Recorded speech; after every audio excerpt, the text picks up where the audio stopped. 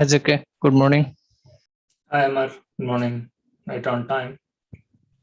Yeah.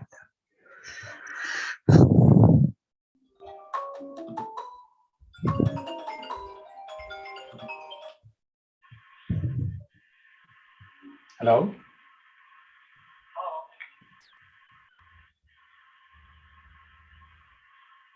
Is this Manikandan? Yes? Who's this? Hey, hi, Manikandan. My name is Manav. I'm calling from Three Info Solutions. Just now, I spoke with you over the email regarding project manager role, giving Texas location, long-term contract, and the rate was $75 an hour on W2. So all-inclusive rate as we discussed over the email just now. Okay. So let me open the job description first, okay? So yeah, this is regarding for a project manager role, and it will be a long-term contract, okay?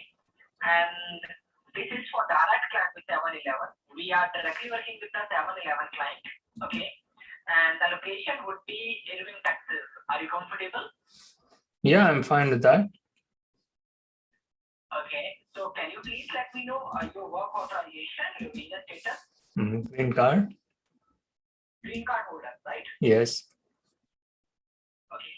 And can you please let me know like how many years of experience you have as a project manager? More than 15 years? More than 15 years, right? Yes. Okay. So as we discussed over the email, $75 an hour on W2, right? Yeah. So, okay. So what I'm going to do, I'm going to send an RTR with rate confirmation and job description, okay? Subject line will be there as we discussed over the phone. It's $75 an hour on W2. It's all inclusive rate, okay? Within a minute, you get an email from me, okay? All right. So, yeah. So meanwhile, I need some couple of details from you. So are you working right now or you have already completed your project? I'm working right now.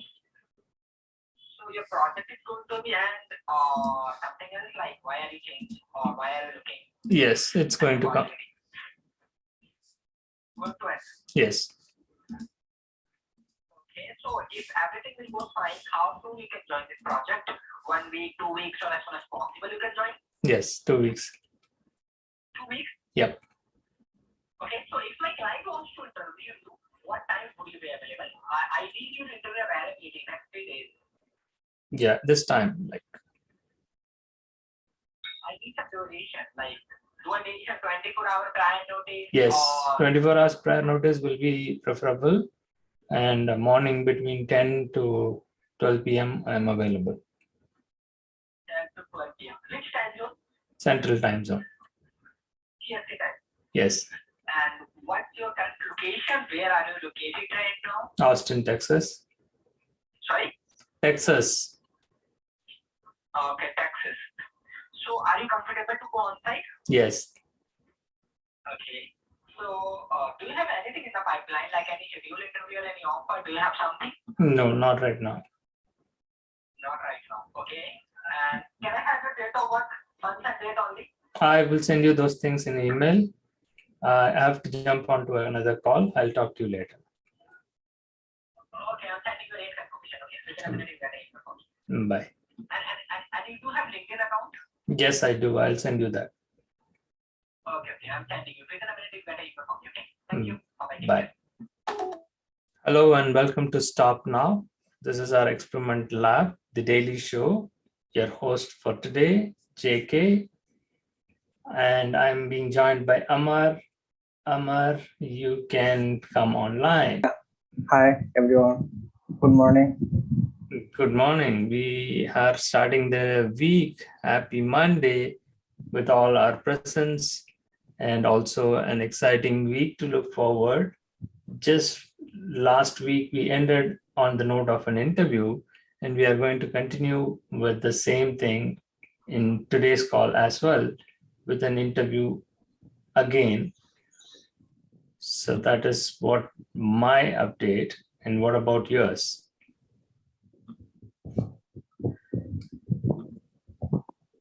So you got interview for which profile? For Shiva. Oh, that's good. we are flooded with calls as regularly. So from the morning, even without our live stream, we started the day by 8:30 and kept receiving calls. Almost 6 to 7 calls I have received. And I would share this quickly for our audience to see what's happening behind the scene. This is the interview that we are going to have. And it is by a team of people. So they have given his LinkedIn ID as well for us like to look into that. And in the next 15 minutes, we will have this interview started. Vikashnet.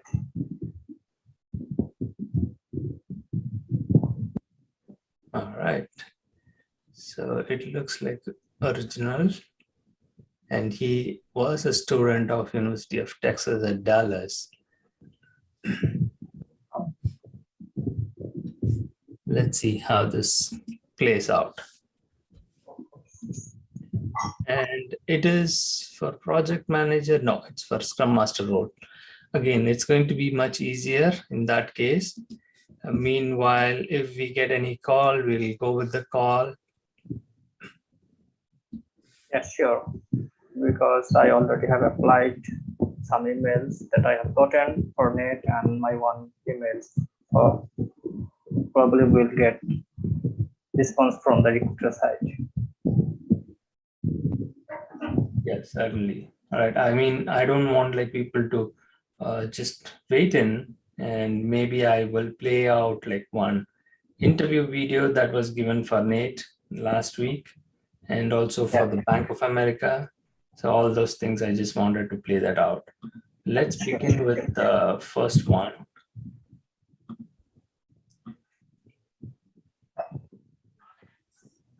Hi, good afternoon. Nate? Yes. শব্দ হওয়ার কথা বোঝা যায় না এখন থেকেই। On your camera, Nate? Sure. Yeah, let me do the same here from the side. There we go. Okay.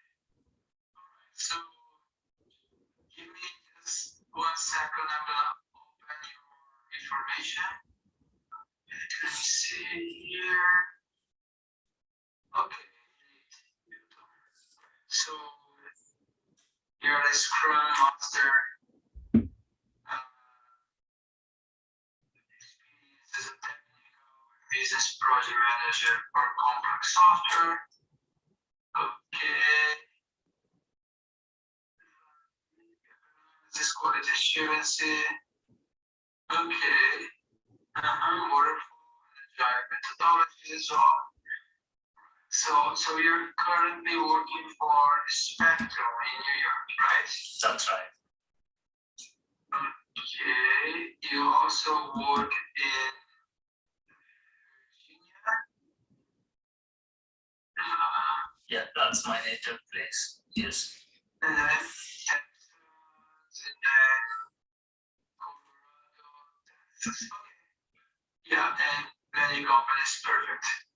So if you want to give me like an overview of your skills and your roles in the previous projects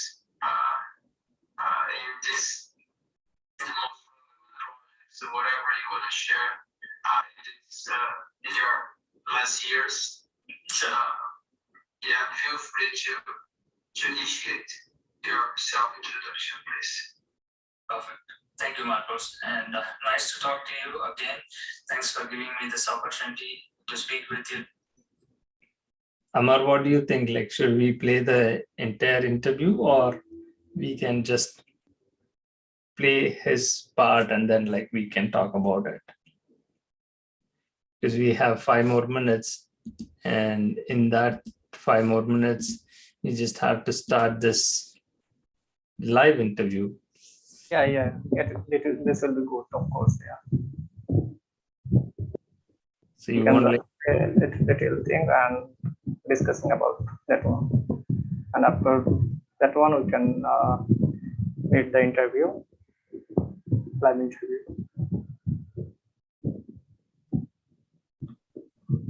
All right, so let's continue to play this one.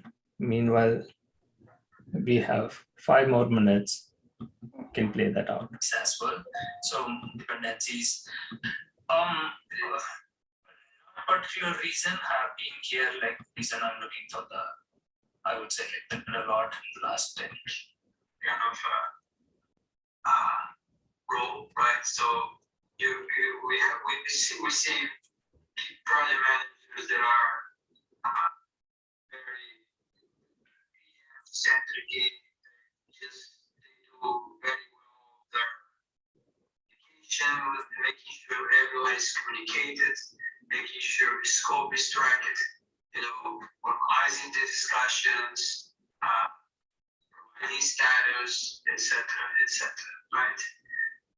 But also, we have seen project managers that on top of everything, the traditional and the key role of a project manager also do more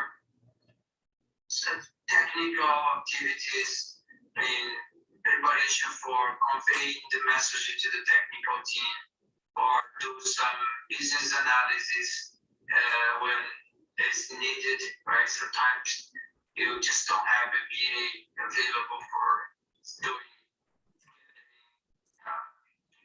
information with the users and stakeholders. So we those type of project managers that are more flexible to absorb more than what the traditional class PM does is what we're looking for, right? So I would like to understand where do you think, some people they just don't want to expand, they want to be more standard to the PM and stuff.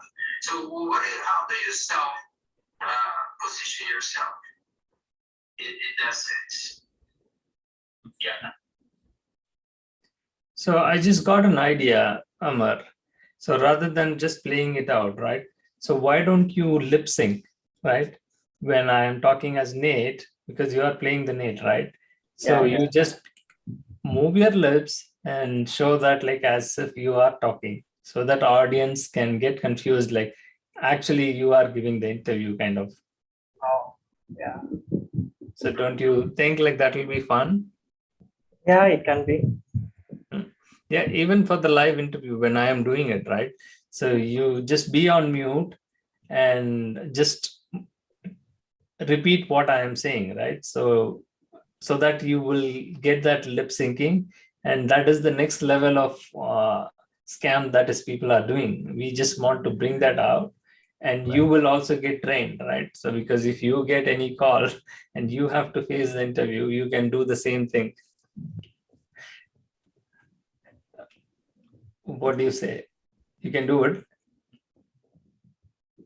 Yeah, we can.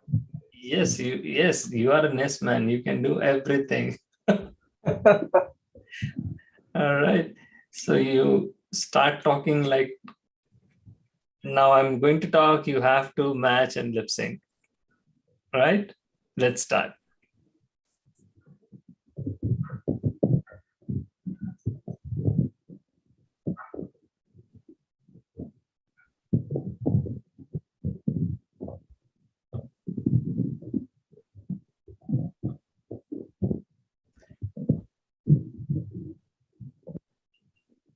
Welcome to Stop Now.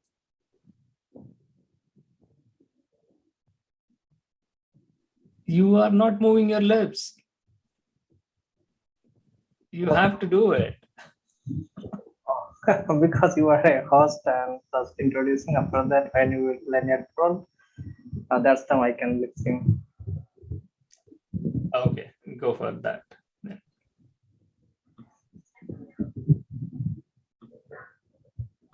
Absolutely, yeah, you're right. So that's the choice. I mean, you rightly put it out. Some project managers, they choose to do the PMO office kind of thing. Like I'm a project manager, I will schedule, track resources and allocate and conduct those meetings. No, I cannot do that because lip sync will not match, you know. You have to try whatever you are understanding. You are able to hear it, right? Just repeat the same thing. What I'm saying, like, go with that. All right. Just it doesn't matter. Like you just have to keep moving it, right? Keep moving the lips. Just don't already like your face is not fully visible, right? So the lips part is not going to have that kind of Oh. impact. You can say the words, you can repeat the words loud, right? Because you are going to be on mute, right? Anyway, so it will not echo or double it. So you just have to read it. That's it. Repeat just like a parrot. Repeat what I am saying.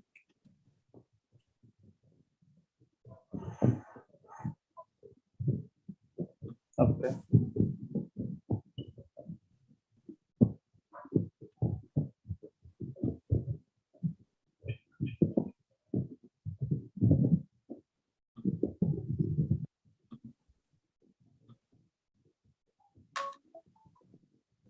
Here we go. We are getting a call.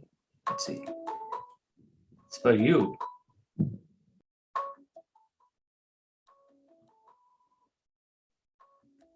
Amar, it's for you.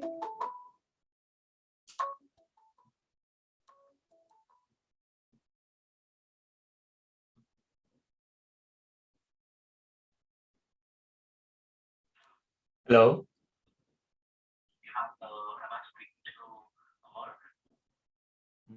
Yes.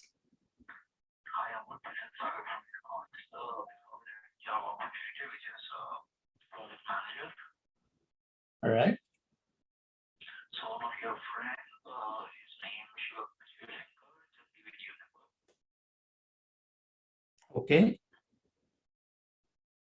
So this position is around, they're looking like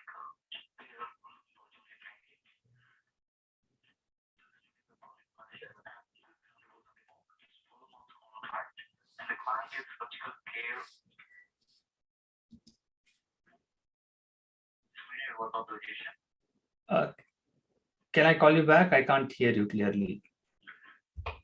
Sure.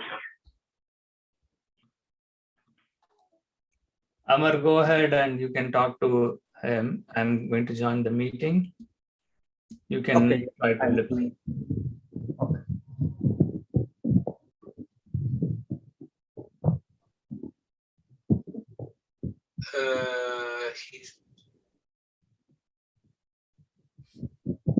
Hi, Sigma Shankar. Hi, Vikash. Hey, how are you, man? I'm good. How are you? Very good. Let's see. It's just going to be you and me, or anyone else is going to join us? So Hoshank is also on the call. His video is not on. I'm not sure. So do you go by Manikandan or Shiva Shankar? You can call me anything. That's fine. You can call me Mani. Okay, Mani. Cool. So Mani, it's just gonna be you, me, and Hoshank, and then the goal will be to go through your background and then understand like how does your experience relate to what we are looking for, and then like we have 45 minutes, right? Like we can use the last 5 to 10 minutes to understand if you have any questions for us. So let's get started with understanding, like can you walk me through your understanding of Scrum and how have you evolved and grown in this role, right? I've seen you have worked quite a bit in delivery roles, right? So can you just walk me through that in the next couple of minutes? Yeah, sure, definitely. And thank you both for giving me this opportunity, and nice to talk to you both today. And as you can see that, like, I've been a project manager, traditional project manager for more than 15 years. The last 7-8 years, like all the enterprise clients are moving towards Agile, and Agile is the buzzword. So that's how like I got certified as a Scrum Master, and the last 5 years played the role of a Scrum Master extensively in all the clients. though banking clients like are traditionally waterfall, and even still now with the Bank of America also, financial clients, they are trying to implement that, and it is kind of a hybrid. Though my role is like a project manager, tracking different projects, statuses and all, I help the product owners in creating the product backlog. In a hybrid fashion, we try to implement those projects. So that is how like I have been working on the Scrum framework. But in a couple of clients, I played the complete Scrum Master role with the cybersecurity team in Rackspace and also in HPE. So I work with different vendor teams, on-site and offshore teams, and provide them like with training and coaching how to implement the Scrum framework, what are the Scrum ceremonies and values behind it. So those are my regular activities. Do you want me to go into my project details, or you want to go by the questions? I do not have an immediate question. Hushan, anything from your side, or I can continue? No, please continue. Okay. So Mani, can you? So you did mention that you like good part of your like experience has been more around the traditional project management side, and as the industry has evolved, you have evolved as well. So has it always been Scrum, or have you also dwelled into other frameworks more around like Kanban, Scrumban, or anything, and how you have seen that help the team or not help the team? So interested to know or understand that. Yes, sure. As I mentioned, right, so the enterprise clients are so big, and most of the time, like multiple methodologies are being implemented. Even I recollect in one other client, USA, like they had like Six Sigma Green Belt projects and Kanban. Even they were trying to implement the SAFe methodologies. So going with the PI planning, and implementing it like Scrum of Scrums and all those things. So it depends on client to client, right? So you just don't force them to do particular methodology or particular model. And it's more of a collective decision, and also the team's comfort level, maturity level in which like they want to go with. That is how like I've been playing that.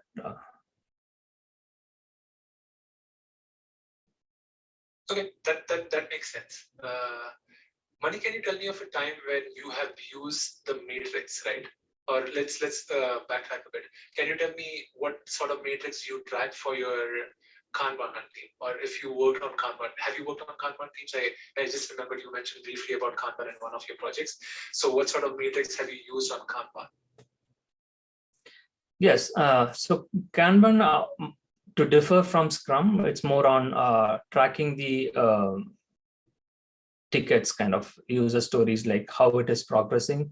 It's more on not an iterative development model, but on the timeline, how we move from one period, one column to the other swim lane, and then get it done. So it's more on a linear structure, whereas like the other methodologies provides us like the opportunity to include the complexity and various factors and variables into it, and iteratively deliver that like a small piece of deliverables in every 2 week sprints, or even like existing one in the bank, like we go by the release cycles. So it is like with the monthly release cycle, we deliver that. So that's how the delivery models are. Okay, that makes sense. So what sort of so you talked about the matrix, right? Can you walk me through an instance where you have used the matrix to improve the productivity and efficiency of the team? Like what was the state before, and like how showing the matrix to the team helped them get better? Yes, so typically implementing the Scrum framework, we just need to show the productivity in terms of how we are increasing the scope and also delivering it like through the metrics, right? So not just with the taking out the burn down chart and having the velocity and capacity. Regular cybersecurity team, other delivery teams, like they are through ticketing systems like through ServiceNow or other modes, like they have those assigned tasks and they deliver it. And when we were talking about implementing the Scrum, they had this question like, what is the benefit of doing this? And also it's not just relating cost benefit analysis and providing the overall benefit for the organization, but also team level. We try to explain that to the subject matter experts, to the stakeholders in the business, that this is the metrics that we are trying to target, and also gradually how we are increasing the velocity of the team, and also each team member like get to see their visibility. That is where like the Scrum comes as a process-oriented approach to people-oriented approach, right? So we move towards that, and people have to come as a self-organized team, what I'm going to bring in onto the table, and how I can show my performance as well, how I am delivering it like in every 2-week sprint. So that provides in the burn down chart and also the other metrics that we are trying to capture based on the tools that we are using it. So that way, like I try to convince the business that this is the best option that we have, like when we try to implement this methodology. Okay. And thanks for answering that, Mani. So you had mentioned that you had gradually transitioned, right? Like from the traditional approach to more like the agile mindset, agile thinking, and the processes and frameworks around it. So while you're making those transitions, right? What sort of roadblocks did you see, and how did you overcome, or the team overcome with you? Like you all overcome as a team? Sorry. No worries. Happens to all of us. Yeah.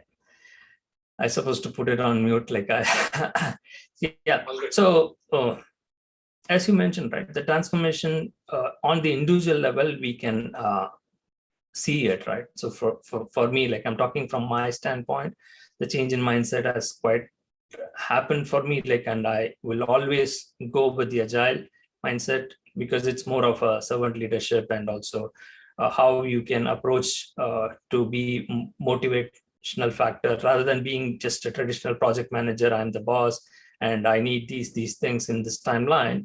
You just put yourself in their shoes. Though I come from the technical background, you know the team, like how to protect the Scrum team and how to support the business, what kind of value, all those things comes into play, and you think in terms of strategizing it and how to communicate. All those things have changed. I myself have changed in the last 5, 6, 7 years.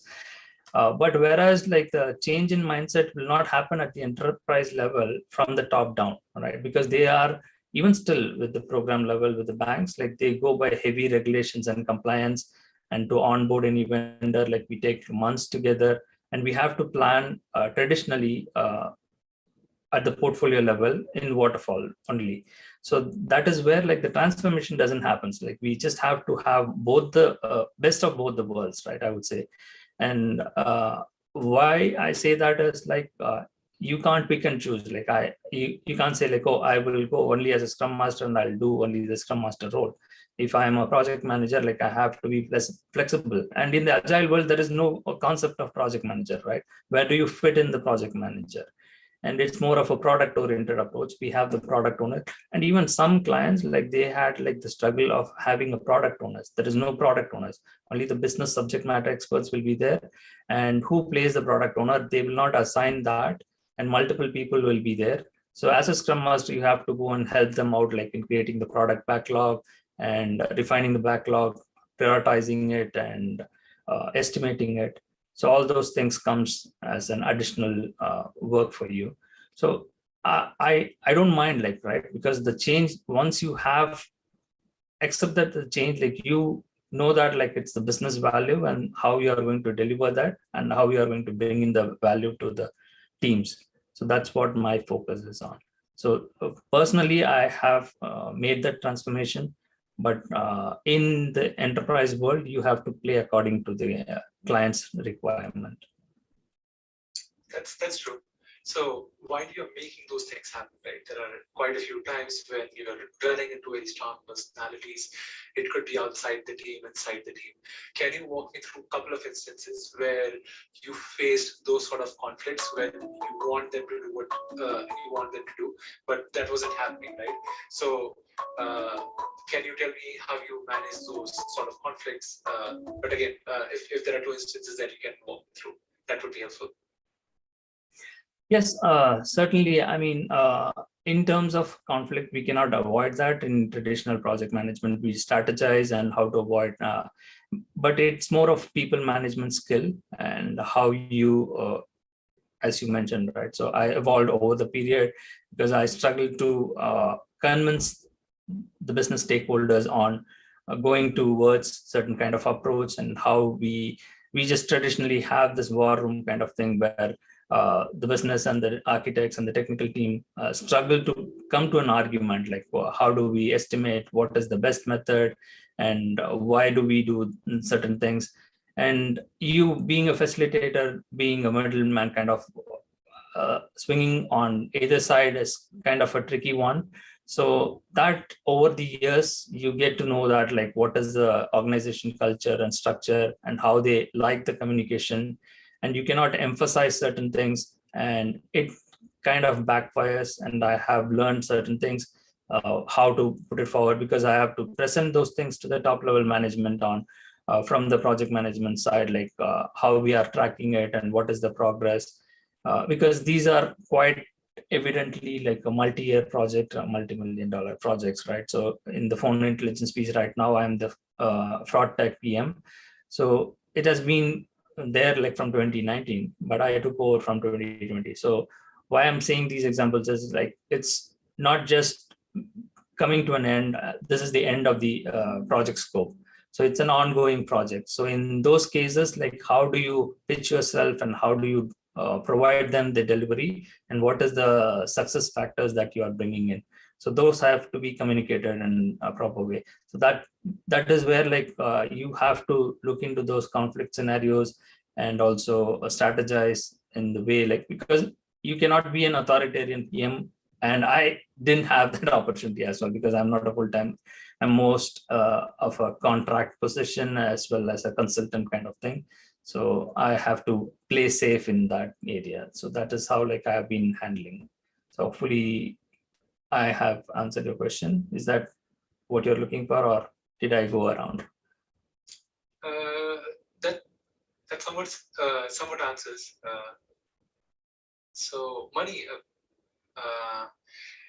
how has your style? So in the past 1.5 years, right? We have been not 1.5 years, but past almost 2.5 years, we have moved remote, right? So how has your style of managing teams, especially when we are like working from our desk and are in different geological location, has evolved? Because like when we are face to face, like having that synergy with the team is easier. But how has that evolved for you in the past 2.5 years? Well, this is where the transformation happened, right? So actually, in the agile itself, right, the benefit of having a co-located team are always very efficient.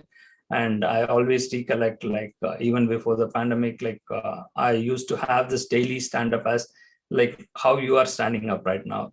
So in a room, in a co-located, I make the entire team come and stand and give the status, and quickly, not status, like have that session of 15 minutes, so that like we all have the team building exercise and enjoy what we are going to do today and how we are performing any roadblocks, and have those kind of interactions really helps. But quite naturally, the challenges, like even before the pandemic, right? So we had like geographically distributed teams and multi-vendor teams. Like I've worked with TCS, Infosys, and all the other vendors who has like offshore teams as well. So obviously we have to accommodate them and those teams and schedule accordingly the meetings as well.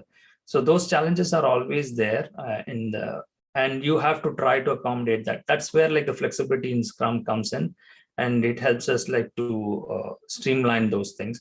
And it has become a much more easier for us, like when we, in the last 2 years with the pandemic, everybody being remote. So we pretty much standardize, like this is how the work environment is going to be, and it's more productive, right? Everybody was trying to contribute more, right? Previously, we used to be like 9 to 5, and then like at the end of it, like some of the clients, we don't even get to take the laptops, and we just have to leave everything and come home, and only for the next day we can do it.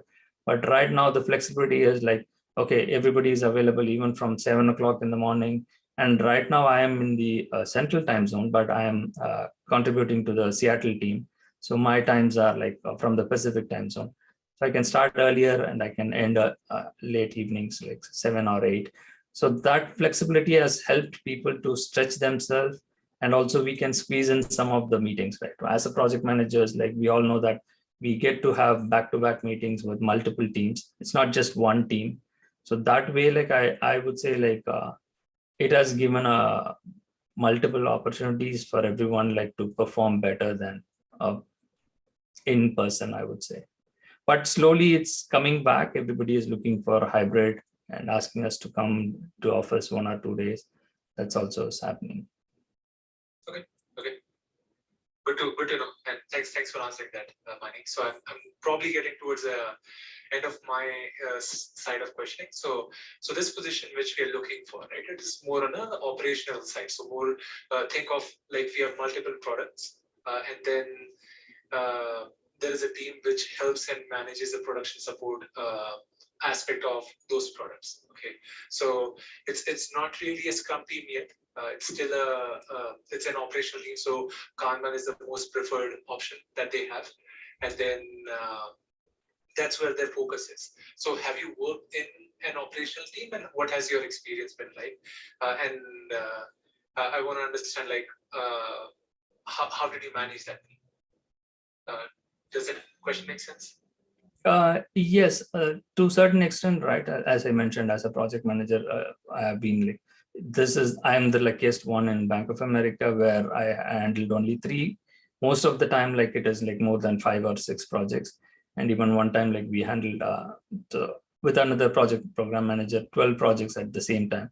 So that is a heavy load kind of thing. Though there are certain smaller budget projects, as you said, right? Those are operational and support team kind of projects where those kind of traditional Kanban boards and tracking it and assigning stories to each one of them and getting their update.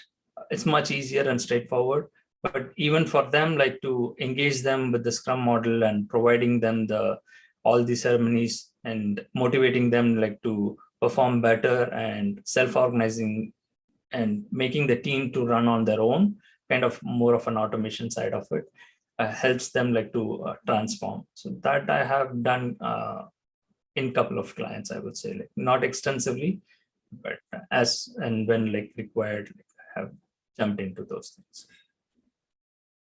So it's always good, right? Again, as you said, if it's not a mature team, it's starting from the scratch, they get to learn, they are open to it, and they welcome the ideas and try those things out. If they are mature team, they kind of go by their own flow. And I wouldn't say like they are rigid, but still they have set up on a path like where they want to follow that and they go by that standard. So that's how like I have experienced it. But even with the changing scenarios, like trying to implement, because of the enterprise client's nature, you cannot function in silo, right? You have to depend on other teams and the deliverables of them, right? The codependencies creates them like to implement the safe models as well and come together. And that's how like as a project manager, I have to keep track of where is the dependencies and how I can push those teams to move towards Scrum and get the things done so that we all can benefit together. So, hi Mani, just a question from my side. Like I was just going through your profile, and I think for Bank of America itself, like you mentioned, you've been 2 to 3 projects. And in one of the projects you mentioned about the global solutions, operations, service level agreements, and all of that. So has that been a brief experience, or has that been a more detailed experience where you're actually running the operations for the team? Yes, that is the detailed explanation on what exactly. I was going to explain that, right? Because it's on the global implementation side of Zelle application. So payment gateway, like how that interacts with the data centers and how the third-party vendors are being onboarded and provided them with the secured level of features on data stewardship and how access to be provided with the regulations and compliance. And it involved like multiple teams. The different product teams are placed in that, where we have to interact with them. And operational side, like they provide those scope, and both on-site and offshore teams are there involved in that. So I have to track those teams and work with them and get those status updates. So were you able to manage all the SLAs, or there have been instances where we've also missed? I was able to manage, but to a point, we have a tracking mechanism and a team of 11 to 12 project managers and program managers in our fraud tech. So either one of us, like if they go on leave or PTO for a longer time, we take that out and we support them. And that's how like we were able to manage all the SLAs. Like we were on track. And also it's an ongoing effort, right? As I mentioned before, it is like from 2019, another project manager was managing the phone intelligence piece, and I took over from him. And now I am handing over to another person. So it's kind of, it has to be completed by this August 22, but it is going to 2023 as well. So So apart from kind of managing, your each other's position while you guys are on leave, what kind of the challenges do you face in an operations project as compared to any other project? What do you think? What are the different kinds of the challenges you face? So from the operational side, because it is crucial that if someone doesn't support it, right, it cannot put it on the back burner and say like, okay, we can take it out at a later point. It becomes an issue like for other, not just other projects, but from the ongoing process itself, like will becomes a roadblock. That is where like they keep a backup, and we support each other and try to continue with the release cycle and say like the operation has to go along with this, and it has to be delivered like within that timeline. So that is how like we try to engage with multi-tier approach, where nobody lose track of what is happening in all these projects. And that way we accommodate like what is needed for particular calendar year plan. So this is kind of a scheduling with the release management team and getting those updates, and gathering from other teams, like what are the projects that is going to go to the release. Like for example, if we are going not to release anything in September cycle, we skip that and we plan for the October, and then we provide those updates accordingly, so that like the operational teams also knows that like we are not doing anything in our phone intelligence piece, and they can focus on other areas like to deliver that cycle. And with respect to, like Vikas mentioned, right, there are a bunch of products, and it's a products and support operations with Kanban approach. So say for example, there is a team, there are certain tickets which have been raised, but from an SLA standpoint, you feel that this ideally should be closed in 3 days, but if the person says that this will take 5 days, how do you manage the situations? Yes, so that's exactly what we try to do with the estimation, right? So when we do with the Scrum framework, going with the Fibonacci series or other methods like t-shirt sizing, it's more of engaging the teams and having multiple people to do the planning poker, and those kind of activities really helps us like to come to a definite solution on what exactly the timeline or a story point should be there. Like, so if they say like it will take 5 days, then we just ask them the reasons, right, why it gets extended, because I don't overstep on every other details, but still giving the bandwidth if you are sure that it can be completed, and others support that, like saying that why is it like, is there like any complexity involved in it? Why do you need like 5 days? You can complete it in 3 days. So that clarification helps the development team as well as those who are estimating it to view it in the right perspective and say like, okay, I can do it in these many days. So that way, like as a team, we decide on it and estimate it accordingly. So you collaborate, you understand, and you get different point of views, and that's why how you kind of go about estimation. Okay. Yeah. Sounds good. So you are familiar. You have an operations team you're running now also. Okay. Understood. And last question is, this operations team is spread out. I might have missed this info, but is it kind of spread out globally, or is it like in one location? Yeah, it's globally. So It's globally. yeah. And how big is the team? We have around 4 to 5 teams, around 35 to 40 people. Total Yeah. across the 4 to 5. Okay. Understood. Okay. Sounds good. Because over to you. Any questions? No, I guess I'm good from my side. So maybe we are 3 minutes left. I'm happy to stretch it a little out. But any questions from your side for us, Mike? No, it's been wonderful. Thank you. Nice to have this discussion with you both. And I really enjoyed it. My only thing is, like, as I transformed myself into an agile project manager or a scrum master, and I am more interested if you can give me a brief on the team size and also the organization culture and team dynamics. So that will help me out, like, to prepare, like, what am I getting into. Because you want to take a shot at it? Yeah, absolutely. So, Mani, we are more of a management consulting firm, and what we have is we have clients that we work with, and right now our client is telecom giant, and what we would be doing is more around like working with the, as you mentioned, like multiple teams. So this operational team is a production support operational team, as you would call it, and then they work with multiple different product groups. Okay, so they have like 6 product groups that they would be working with. So 6 product managers that they would have, and their own teams which is spread across different locations, few in US and quite a few in Europe and other places. So that's the size of it. And then again, like very simple things around like SLAs and whatnot.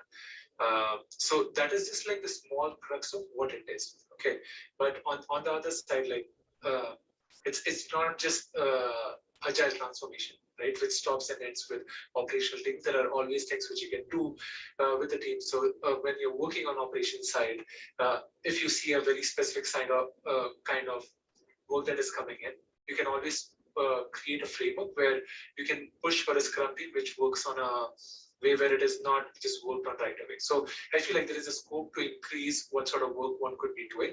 But as of now, it is more Kanban focus, more operational focus. And you just have to be more proactive and what are the different ways you can tackle the problem that you're facing. So I feel like when you would be coming in, the first 30 to 90 days, you'll be focusing on ensuring the team is doing what they're doing and keeping the lights on, ensuring they're meeting SLAs.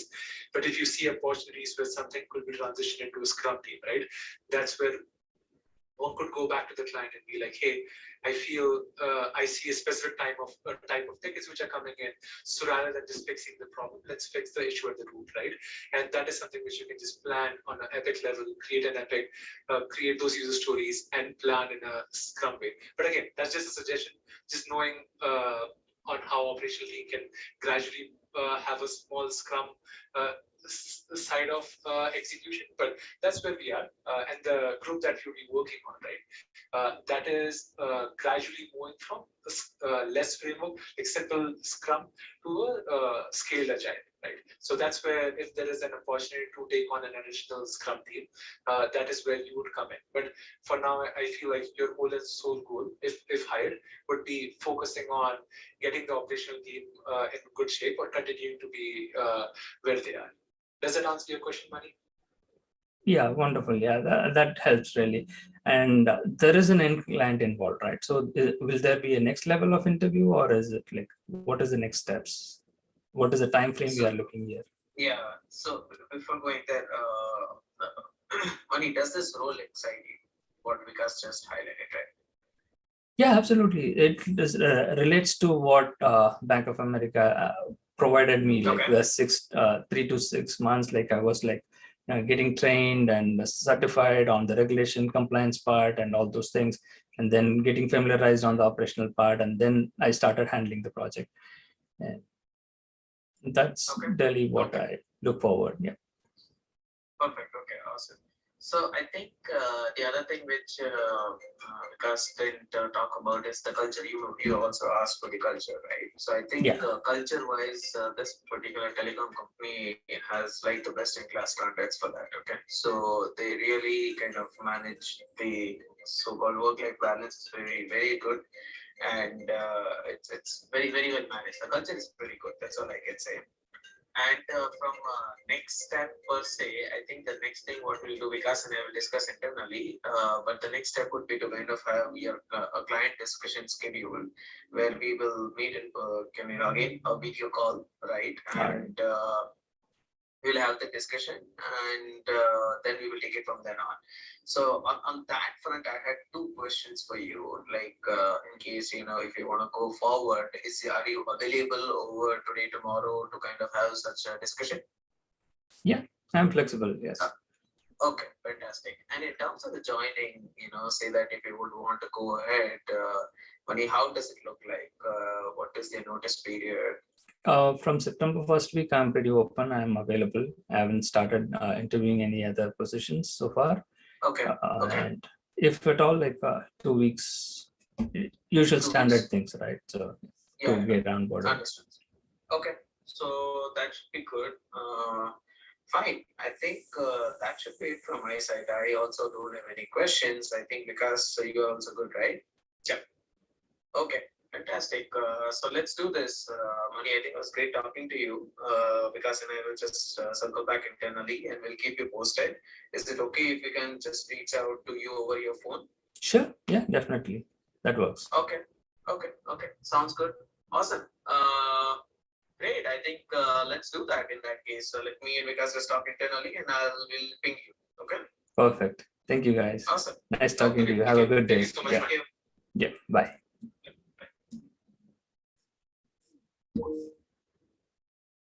Were you trying to move your lips?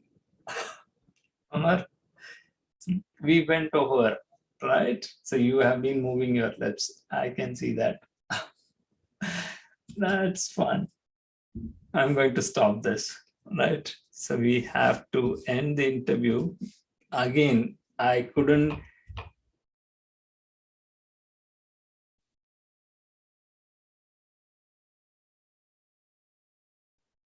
Amar, you are attending a phone call. I can see that.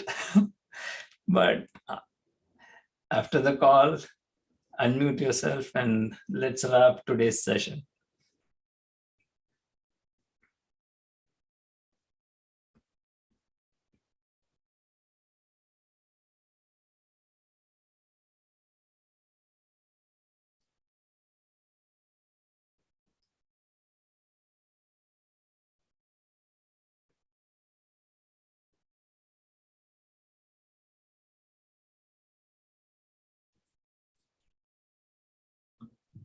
$120,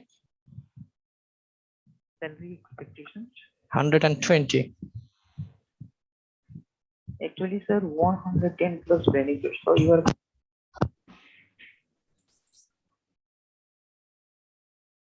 hello. Yeah, tell me. Actually, 110 plus benefits. So you are comfortable? Yeah, sure. Okay. So I'm sending you idea. Please confirm.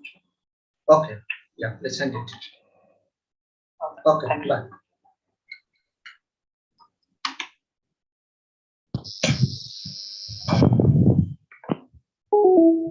Yeah, hi JK, how was the interview?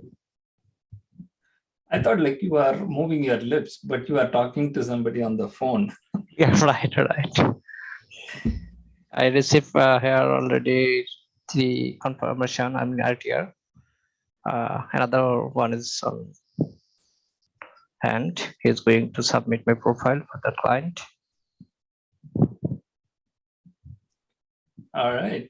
So that was the exciting thing. And you can continue that. We have been bombarded with so many phone calls and also voicemails for while even doing the interview.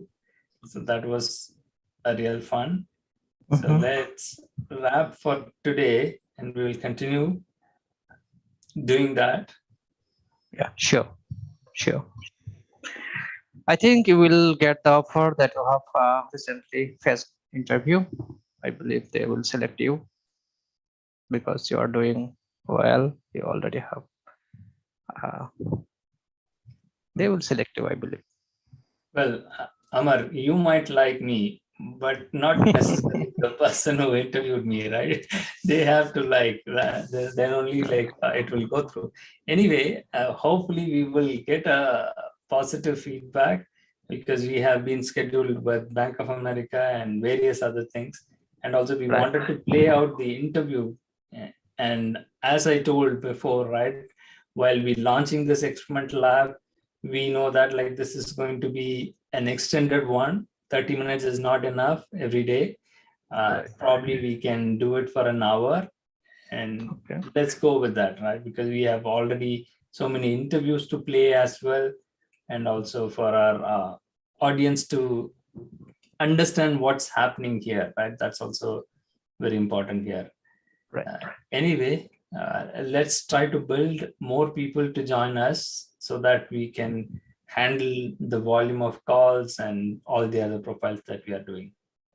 Okay, sure. All right. Thank you all for watching us. Stay tuned. Subscribe to our channel. Bye for now. Bye for now.